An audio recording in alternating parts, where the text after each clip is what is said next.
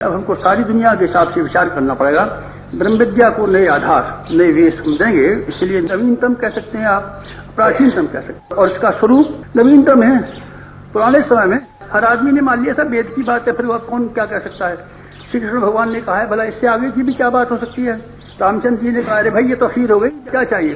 अब तो बेटे नया जमाना आ गया, इस नए जमाने के हिसाब से हमारे दिमागों में संदेह पैदा कर दिया गया है कि रामचंद्र जी कोई हुए भी थे कि नहीं हुए थे। गांधी जी ने अपनी अनासक्त योग की भूमिका में लिखा है श्री कृष्ण भगवान को हम ऐतिहासिक पुरुष नहीं मानते। इसका अर्थ है श्री कृष्ण कोई नहीं हुए हैं।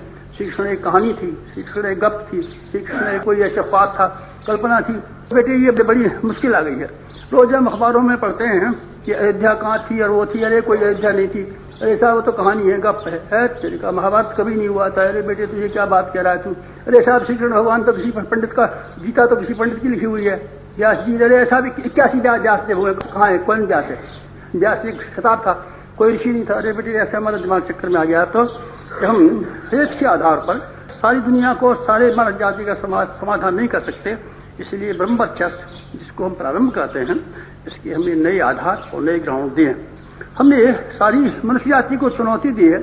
आइए हम आपका समाधान करेंगे। आप क्या चाहते हैं। हम तो दलील चाहते हैं बेटे, हम दलील देंगे आपको।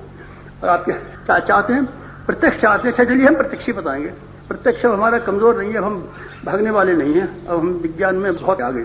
कोई जमाना था जब हम के हमारे हथियार बड़े कमजोर थे और हम भाग खड़े होते थे, कहते थे हमारा आधार जो है सिवाय श्रद्धा की और कुछ नहीं है।